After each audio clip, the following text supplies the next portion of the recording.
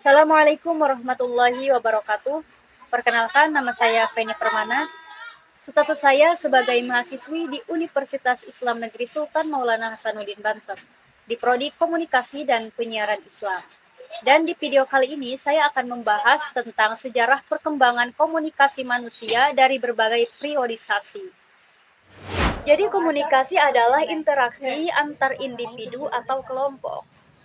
Dan berbicara tentang komunikasi, kita sebagai makhluk sosial, tentu komunikasi ini tidak bisa terlepas dari kehidupan kita. Meskipun bisa, mungkin tidak akan lama. Karena dengan komunikasi kita bisa menyampaikan informasi, dengan komunikasi kita bisa menerima informasi, dengan komunikasi kita bisa bertukar ide pikiran, dengan komunikasi kita bisa mengetahui perasaan seseorang. Dan tentunya dengan komunikasi kita bisa membuat keputusan, dengan komunikasi kita bisa menjalin hubungan sosial dengan baik. Itu terjadi karena adanya komunikasi. Dan ternyata komunikasi muncul ketika manusia ada. Ketika manusia ada, komunikasi pun telah ada. Dan akan tetapi dengan cara sederhana, hanya dengan isyarat, tanda, dan bahasa tubuh. Dan dengan berkembangnya zaman, komunikasi pun terus berkembang. Nah, jadi itu sedikit pembahasan tentang komunikasi.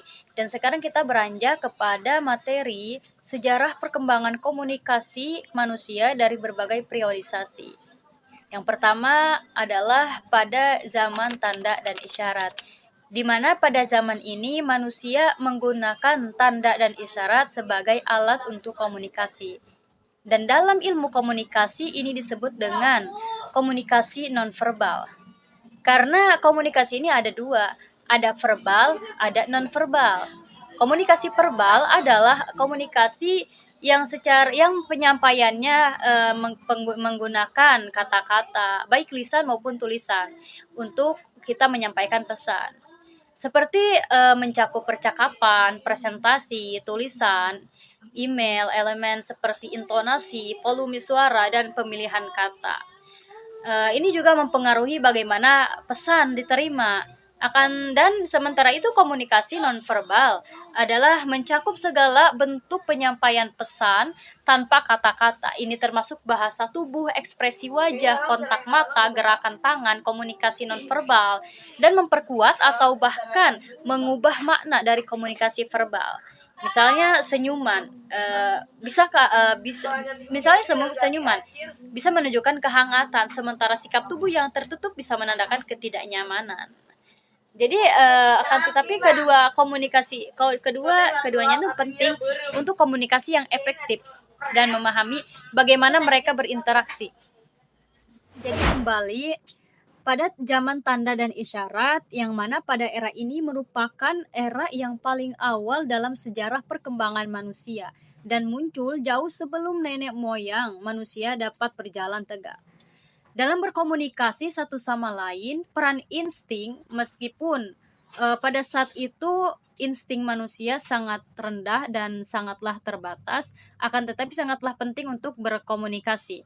Proses dan bukan rasionya, itu semua terjadi karena kemampuan kapasitas otak manusia masih juga sangat lamban. Oleh karena itu, era ini berjalan dalam ribuan tahun sebelum digunakannya gerak isyarat, bunyi-bunyian, dan tanda jenis lain dalam proses komunikasi. Yang mana pada zaman ini, manusia pada zaman ini disebut dengan Homo habilis. Yang mana di gambarnya ini seperti yang ada di samping saya.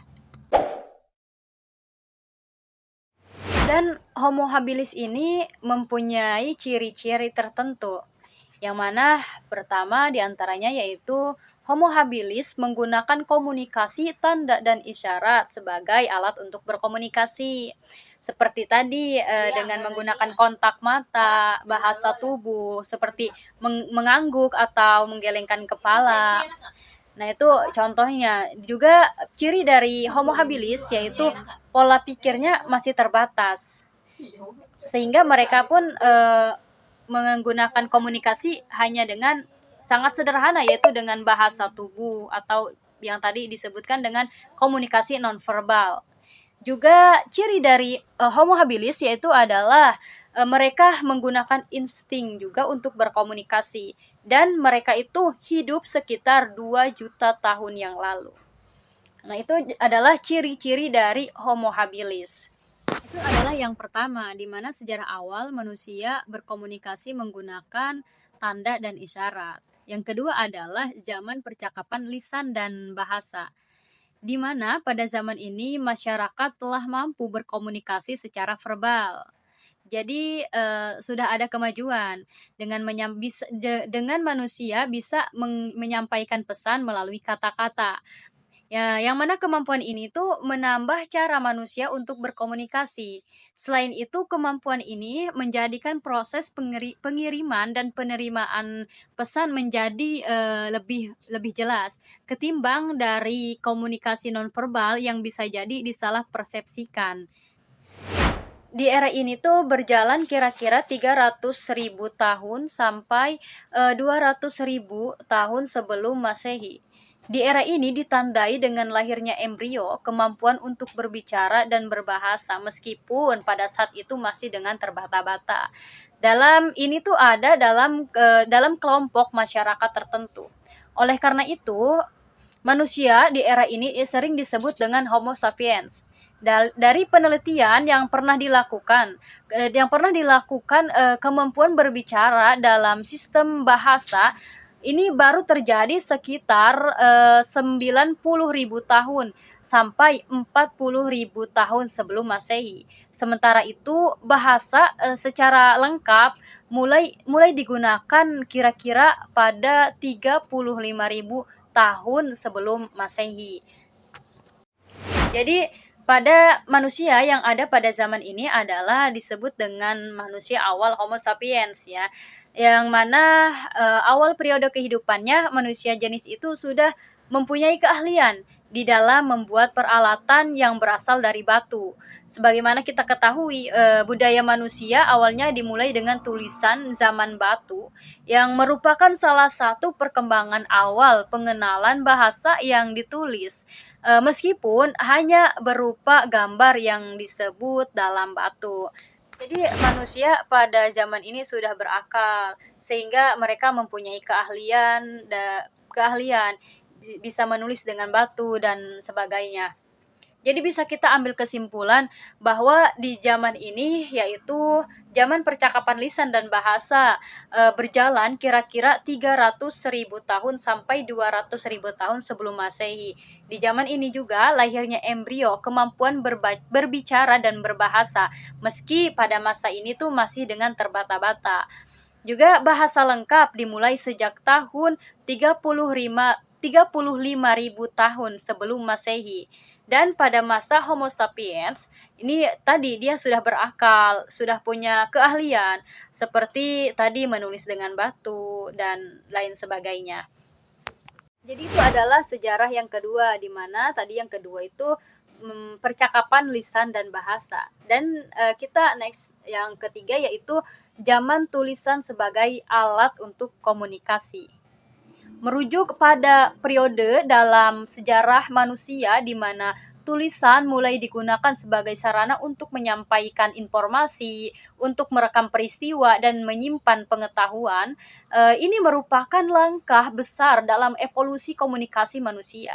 Dan saya akan menyampaikan beberapa aspek penting terkait dengan zaman tulisan. Yang mana kan definisi tulisan itu adalah sistem simbol yang digunakan untuk mewakili bahasa lisan. Bisa berupa huruf, angka, atau simbol yang memiliki makna tertentu. Sampai di sini teman-teman, Swing terima kasih telah menonton video ini. Ingat, pengetahuan adalah kunci untuk membuka dunia. Jika video ini memberi inspirasi, silakan bagikan kepada teman-temanmu karena sedikitnya ilmu dapat membuat kokoh suatu wawasan. Sampai bertemu di petualangan pengetahuan selanjutnya. Wassalamualaikum warahmatullahi wabarakatuh.